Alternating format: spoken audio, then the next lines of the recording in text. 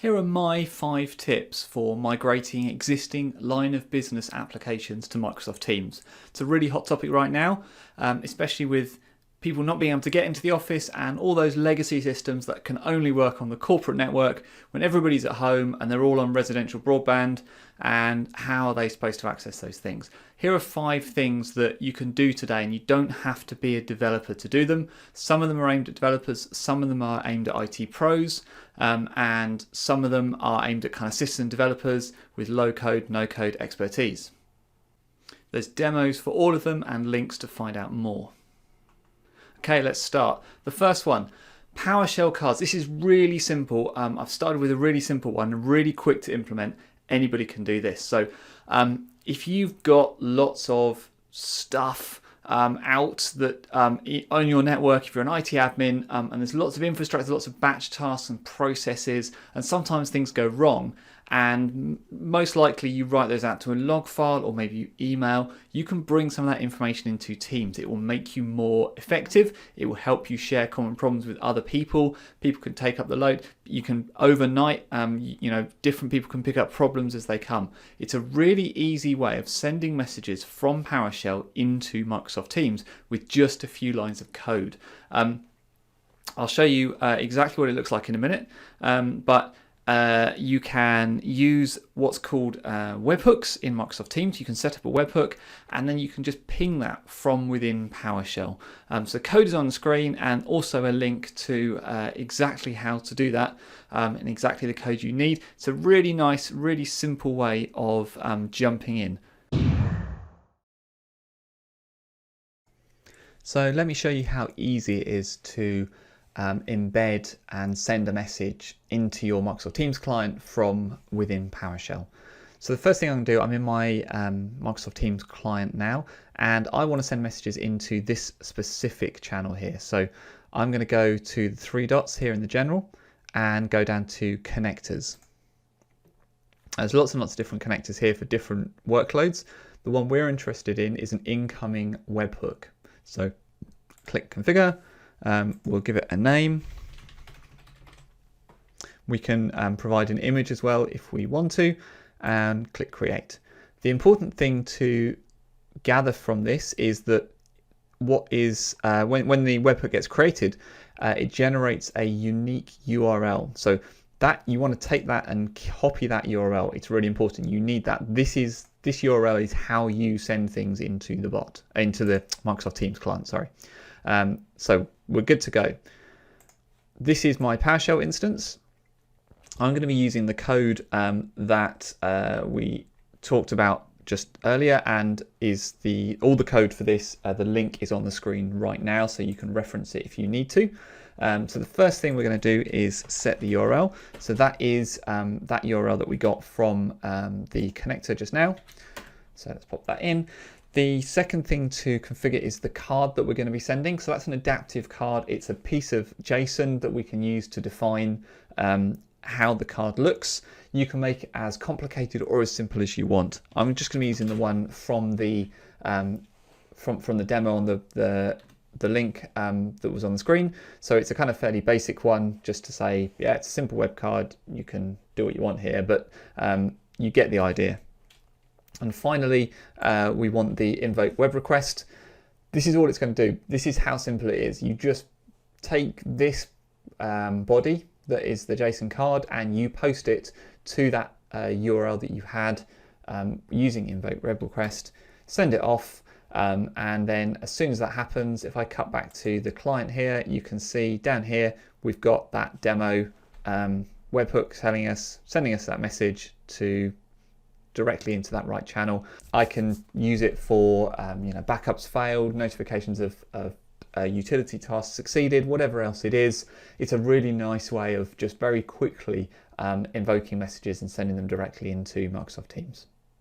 Second thing I want to tell you about, and again, doesn't need any developer experience, and that's QnA Maker Bot. QnA Maker Bot is amazing. If you've got a document, or you've got a website that contains frequently asked questions, or a document that contains a list of information, you can give that to QnA Maker. What QnA Maker will do is analyze that document, that web page, PDF, whatever it is, and pull out the question and answer pairs. So if you think about a frequently asked questions page, it's just full of questions and answers.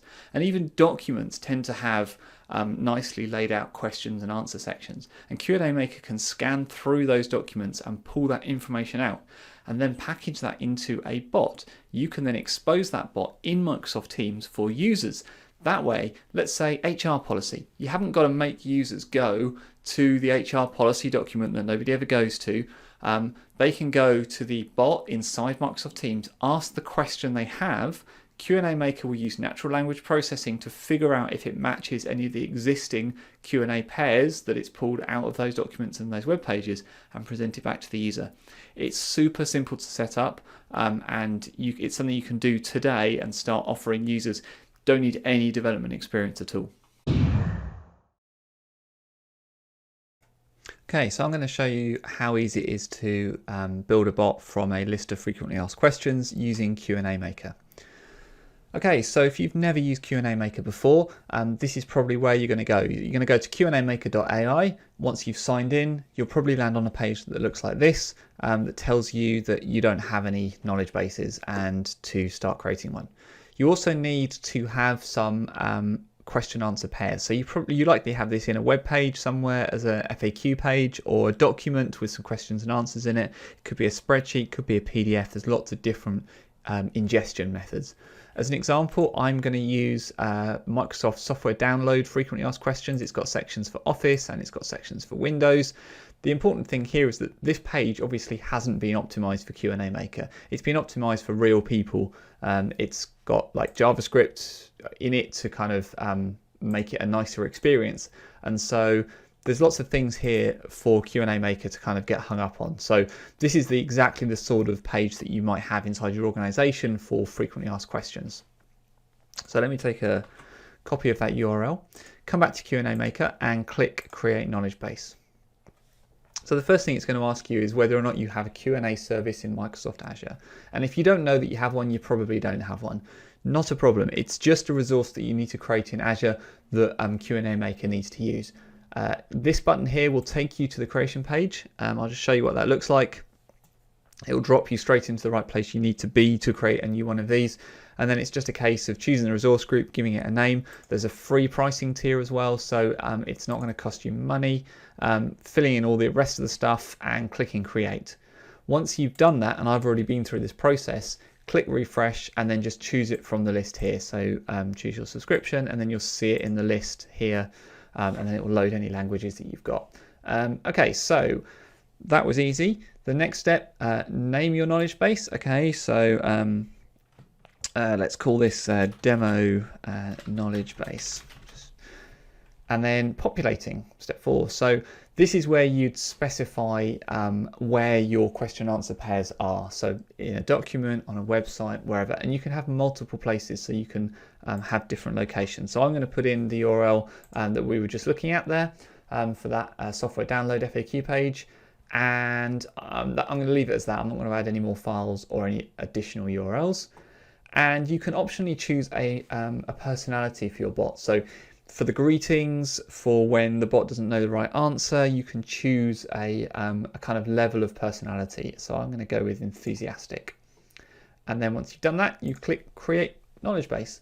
What's happening now is that QnA Maker is iterating through all the URLs you gave it, all the files that you provided, and pulling out the data into question answer pairs and building up that knowledge base of information.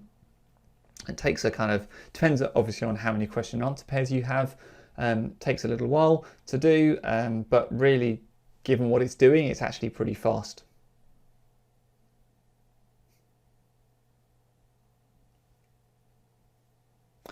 Okay, so it's done. What we see on the page is a complete list of all the question answer pairs that it's pulled out. You can see by the number of pages, there's actually quite a lot that it's pulled out of this page, this single kind of FAQ page. And you can see they sort of make sense. You can see the questions, they match up to some of the ones we were looking at in here. If we come down, we can see things about running 64 and 32-bit versions of Windows, and we see those same things here. Now, at this point, you can edit this, so you can add additional phrasing to how these questions are answered. So if you know that people ask the same question in lots of different ways, you can add these additional questions in here. You can also edit these values here. You've got rich text formatting. You can kind of change how it looks. You've got loads of control over all of this stuff. Crucially, you can also test from here. So this would be not very interesting if all you could do was type in exactly the questions that were from the page. You can definitely do that, but the real value and the power here is that there's natural language processing happening as well. So without you needing to do anything, your bot now is kind of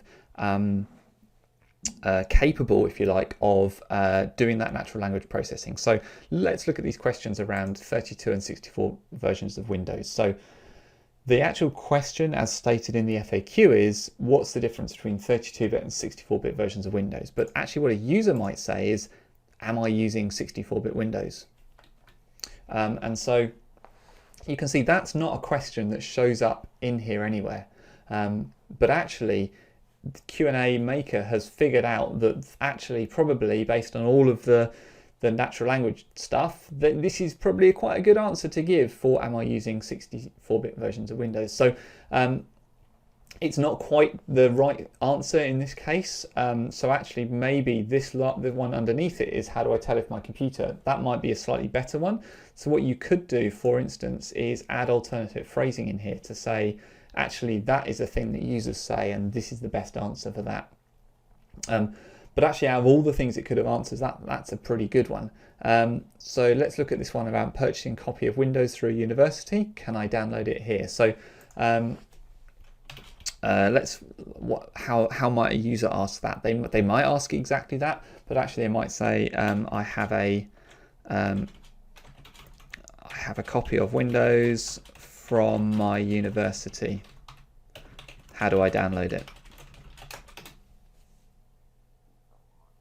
Okay, so the answer is kind of weirdly scoped to say yes, but you'll need your product key, but actually it's pulled out exactly the right thing out of those FAQ pages. So that's really powerful. And you can fine tune this model. Obviously I've done absolutely no effort really to take these FAQ pages and turn them into a bot. You should create curate these, you should like look at alternative phrasing and all the rest of it. But when you're done, when you're ready with all of that, you can click publish and kind of step through this process of publishing once you're happy, and then that creates and wraps up your knowledge base into an endpoint that you can then tie an app to. And it's really kind of, you've got a couple of different options at this point. You've created a QnA Maker service. What does that mean? It means that you can hit it with an API endpoint if you want to. So if you have other services that you want to access this information, you can absolutely do that just by sending post requests using the information that's on here. Or you could directly go and create a bot that uses this. Now, that process is kind of no code and seamless. What's going to happen is it's going to, if you chose a decent name, let's get this right, let's get this name right. If you chose a proper name, it's going to kind of do all the hard work, if you like, of creating a bot that correctly ties up with the QnA Maker service that you've created, meaning that you don't have to write any code at all. It all just works. So QnA Maker for me is a really nice way of taking something you've already got and making it into a bot service that users can interact with. Because obviously once you create it as a bot, users can then access it inside Microsoft Teams as well really easily. So very, very powerful tool for quickly taking information you already have and making it much more accessible. The third thing is Bot Framework Composer. So Bot Framework has been around for quite a long time. It's the methodology by which we write bots for Microsoft Teams. It's like the platform for bot development. And it's really nice because as a developer, you can write code against Bot Framework, then you just enable it for a number of different channels. And I've talked about this on a number of different videos, so I don't want to go over this ground again.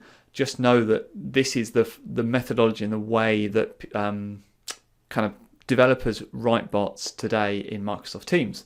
And what's new and interesting for right now, and why it kind of forms part of my tips, is that there's a Framework Composer out now. That means that you can build bots without necessarily understanding all of the back-end infrastructure and how the development works. You can just lay it all out on a nice whiteboard, composable parts to drag and drop to build up your bot. Good for developers learning who haven't built bots before. Great for non-developers as well who don't want to understand how it all works. Nice way to pull things together using the Bot Framework Composer. So this is the Bot Framework Composer, and this is my weather bot realized kind of inside the Bot Framework Composer. Some of these things that you see on the screen have actually come kind of for free when you first create your Bot Framework Composer project. So for instance, this greeting flow that's happening here, I didn't write this. I think I wrote this bit in here, but it kind of comes for you you can see what it's doing, which is quite nice. So it's a loop for each item in the members added. So really every time a user interacts with your bot for the first time, it's going to say, whatever you want it to say. And in this case, I'm just saying, hi, you can ask me about the weather. So this is the whole kind of greeting flow that happens. I've created my own one for the weather. I could have used Lewis to sort of, as the user said things, evaluate which of the different flows to send them down. I decided not to do that for this demo. I'm just using a trigger phrase. So what that means is really the user just has to type in exactly this phrase in order to kick off this flow. So it's not ideal, but for a demo, it's quite good. It's a lot easier, than sort of getting into all the Lewis stuff. If you're building a real bot, maybe do this first, and then you could add the Lewis stuff on later. Entirely up to you. And then after this, I'm just kind of dragging on these composable parts to build up what I need to do. So I need to first of all ask the user where they want the weather for. Then I need to go and get the weather by calling an API and then present the results onto the screen. So the first thing I do is just ask for some information. I did this by clicking the add button here and just choosing off this menu of items. So I can ask a question and I get some options now for whether it's text, whether it's multiple choice, a file attachment. I can even ask for an OAuth login as well to prompt the user to log in. So I'm just asking for, I'm just saying where for. And then here you can see this user input section. I'm putting the value that the user gave me into a variable. So this property called dialog.location, and that's because I need to use it later when I make my API call. Making the API call is really, really simple. Again, it's just a case of going down to access external resources and send an HTTP request. That's the one I'm doing here. It's an HTTP GET, and I'm just putting in let me try and find it, inside the URL, the location, just by using the curly braces, just putting in that property there. And again, when I get the result of that API call, I'm going to put it in its own property as well, dialog.weatherdata. I'm doing some simple checking to make sure that the status code was a 200 and not some error. And I'm just using a simple kind of send a response message back. Other than that, I'm then taking the weather from the content of the HTTP call and then crafting a response by just poking in like this nice sentence and then putting in the bits that I need from the result from the HTTP call. So a really simple process of gathering some data from the user, making an API call, sending the result set back. At any point in time, I can test what I'm doing here by clicking the Test in Emulator button. When I do that, it's going to open the Bot Framework emulator and it's going to put me straight into the kind of flow, and you can see I get this greeting message that I spoke about. Now, because I was using keywords, I can kick off my weather flow just by saying weather. The bot is going to say where for, so come over here, that's this bit here where it says where for. I'm going to put in a location. It's going to make that API call, come back, assuming everything is okay, send back this response, and you can see how it's inserted the values from the API call to make a nice sentence to tell me exactly what the weather is going to be. Really simple example, but kind of shows how useful the bot framework can be for visualizing how a bot works and quickly building up flows of data and user activity, and then being able to quickly test it locally to my machine. So it's worth noting I didn't deploy this. I could instantly see changes. So if I wanted to maybe change this bit here that says where for, I could put in where shall I get the weather for instance. A very simple change. Click restart bot, and you can see I don't need to redeploy this anywhere. I can then click test in emulator again. It's going to launch the emulator, and instantly I see my changes reflected there. So makes it much nicer for local development as well. I can very quickly iterate things and try things out. Tip number 4, messaging extensions. I think these are a really good way of bringing legacy information or information from legacy applications into Microsoft Teams. Messaging extensions, in case you don't know what they are the you see them down the bottom when you go to compose a message in Microsoft Teams. Next to where the emojis and the GIFs are, you can put your own button there, and when you do, Teams can pop up to request some information from the user. Go and make an API call and gather that information from some back-end system, some API, and put it back, give it in front of the user, and then crucially the users can take that information and use it to paste into the conversation and kind of communicate around that piece of information. So it's a really nice way of bringing information from legacy systems into Teams. And it's pretty easy to build. This is a bit more on the developer side, but it is easy enough to build. You can actually add into an existing bot as well. It's a specific kind of invoke handle. So you can actually have a bot and then you kind of tag this on the side and then just set it up in your App Studio, your manifest JSON, to say there's also a messaging extension here. And you can also access parameters from that extension as well, so you can pass through additional information into the API. So I'm going to show you a quick demo of what messaging extensions actually look like when they're running, just in case you're not aware of what they are. So this is my Microsoft Teams client, and messaging extensions show at the kind of bottom where you go to start a new conversation. You see right down the bottom here, these are messaging extensions next to things like emojis and GIFs. Here's one I've created. So let's imagine you have a product catalog, and you've got some legacy system that kind of has all the product codes that you need for your the products that you sell, and everybody in your organization is used to talking in these product codes. 1, 2, 3, 4, 5, 6 is out of stock, and if you're new into that organization, it can be really confusing, and you can spend your whole time looking up in the product catalog to find out what's going on. This is where something like a messaging extension can really help, because you can bring the information from that legacy system right inside Microsoft Teams. So here's a messaging extension here. It's got a product code search. So with messaging extensions, you can take parameters from the user and pass them to your code. So in this example, I'm just going to put part of a product code in. And this is all generated, dynamically generated demo data. So the kind of products look stupid and the pictures are just of cats, but you get the idea. It's calling my API service, and that's returning the information from my product catalog that matches whatever product code it is that I put in. I can pull and show some nice information here. This is a nicely rendered card inside the messaging extension experience. And what's great about this is if I choose this item, it's going to create an adaptive card and put it into the conversation that I can now begin this conversation inside Microsoft Teams,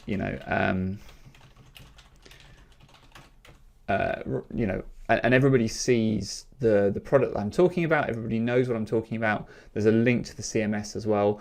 So these are just adaptive cards that you can build up in all sorts of ways. The real value is having that messaging extension in your Teams client, so that you can kind of straight away jump to it without needing to kind of switch context, go out to some other system, come back again. So really, really valuable way of bringing information from legacy systems into Microsoft Teams. And finally, the other kind of tip I want to give you for quickly kind of getting going with Microsoft Teams development and bringing some of those legacy applications and accessing information that's kind of disparate and on different systems and everything are templates, apps templates for Microsoft Teams. These are really huge. So these are fully working apps. They're built by Microsoft. They're open source. They're free to use. They solve common business problems. They're really, really great. You can use them in a number of different ways. So if they solve the problem you need, great. take them, use them. You haven't got to write any code. If they almost solve the problem you need and you're a developer, you can take them and modify them. They're all open source, they're all in GitHub. Also, if you're a developer but you're new into this space, they are a great learning tool because they're fully written applications, but you can dig into the code and see how stuff was done. So let's look at an example for how you might use one of these app templates to bring in information into Microsoft Teams. One of the apps is called List Search.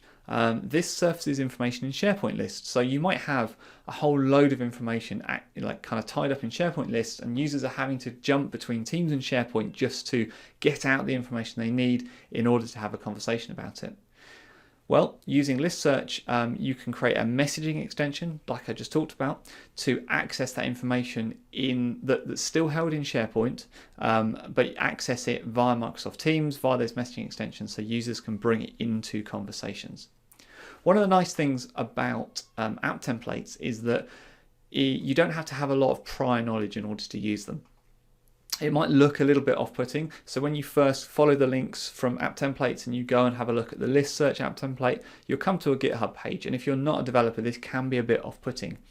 But just look halfway down the screen, you'll notice there's a title and some descriptive text, but then also 3 links to documentation, deployment guide, and architecture. And all of the app templates have this. So if you were to click on documentation, you get a nice kind of description about what's happening, what this template is, what it does, how it works.